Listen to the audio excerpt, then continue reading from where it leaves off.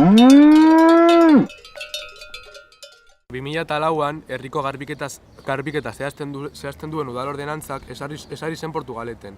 Ordenantza honek batetik adierazpen askatasuna mugatzen du, eta bestetik herrian egiten diren dinamika desberdinak sustatu nahi dituzten pertsonak zein elkarteak zigortzen ditu.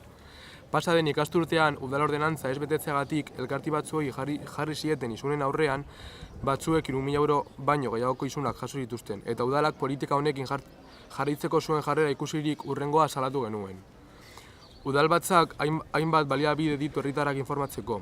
Elkarteek eta talde desberdinek ordea taberna eta denda desberdinen atseginen uzten diguten espazioak baino ez dugu iragartzeko. 2016ko otsailean Portugaleteko udalbatzak eragile sozialak zein norbanakoak iragartzeko iragarki taulak ipintzea onartu zuen, PP eta PSOEren aurkako bozkekin. Udalak ez du erabakitakoa bete, eta gutxi balitz publikoki adierazten zuen ez zuela agindutakoa beteko. Azken aldian, eta batez ere azken urtean, 2007an, udala gogor jokatzen ari da haien politika murriztailea betetzen, ez dutenekin, eta herritarrak informatzen jarraitzen duen eragileekin. Ezin dugu ahaztu edozein isun jasotzeko arriskuari aurre eginez, iragartzen diren norbanakoak ere. Aurtengo datuak ikaragarriak dira. 77 espediente ireki dituzte. 2007an 113 gehiago, hauetatik 36 alderdi politika eta sindikatuei, aurrek urteko kopuruaren bikoitza baino gehiago. 28 espediente enpresa ezberdinei, eta zenbatekoak ohikoak izaten jarraitzen dute. 500–800 euro artekoak. Udalak irmo jarraitzen du bere jarrerarekin eta erantzunekin. Medio desberdinak ditugula iragartzeko, sare sozialak adibidez. Gu bi tresna uztargarriak direla uste dugu. Betio kartel eta pankartak ere beharrezko tresnak baitira herritarrei informazioa helarazteko. Adierazpen askatasunak oinarrizko eskubidea izatea hartago, bizikidetza demokratikoan beharrezkoa diren bestelako eskubide batzuk barnebiltzen ditu. Informazio eskubidea, iritzia emateko eskubidea edota informazio jasotzeko eskubidea.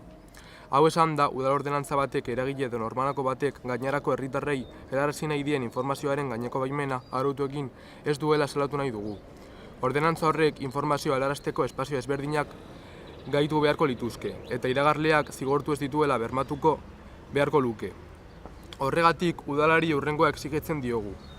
Portugaleten gure ekimenak zabaldu eta aditzera eman nahi ditugun eragileoi hainbeste min ematen digun diru bilketa politika behingoz etetea. Herritar eta herriarentzat lan egiten dugun eragileen eta kolektiboen adierazpen askatasunaren aurkako politika etetea. Udalbatzak onartu zuen mozioa berezotasunean beteko dela bermatzea, Portugaleten libreki adierazteko aukera izan dezagun eta parte hartze aktiboa bultza dadin. Portugaleten parte hartze aktiboa egon dadin, egun indarrean dagoen ordenantzaren inguruan hausnarketarako eta eztabaidarako espazio bat irekitzea. Orain urte bat, ordenantza hau ez da betetzeagatik egon ziren isunen ondorioz, 3.000 euro baino gaiokoak zirenak antolakunde eta batzuen kasuan, herriko elkarte, alderdi politiko, sindikatu eta kolektibo ezberdinek biltzea erabaki genuen. Batetik, udalak daukan diru bilketa politika salatzeko helburuarekin, azken urtean gorazko joera izan duena, eta bestetik, udalbatzak onartu zuen udalerritik panela jartzeko mozioa betetzeko, udal gobernua presionatzeko helburuarekin. Asko izan zarete parte hartu zuen pertsonak, gure aldarrikapenak babestuz eta hauekin bat eginez. Udaletxeak plenoan ateratakoa ez duen ez bete, gaur adierazpen askatasuna plataformak herri panela jarri du. Edozein erakunde, sindikatu, alderdi eta edozein pertsona bere adierazpenak isunagabe jarri ahal izateko. Udal gobernuak gure proposamenari kasu egitea guztiz beharrezkoa ikusten dugu, eta horregatik lortutako ia 1000 sinadura udalean aurkeztuko ditugu. Bukatzeko, adierazpen askatasuna plataformak borroka kolektibo honetan parte hartu duzun guztiei eskerrak eman nahi dizkizue.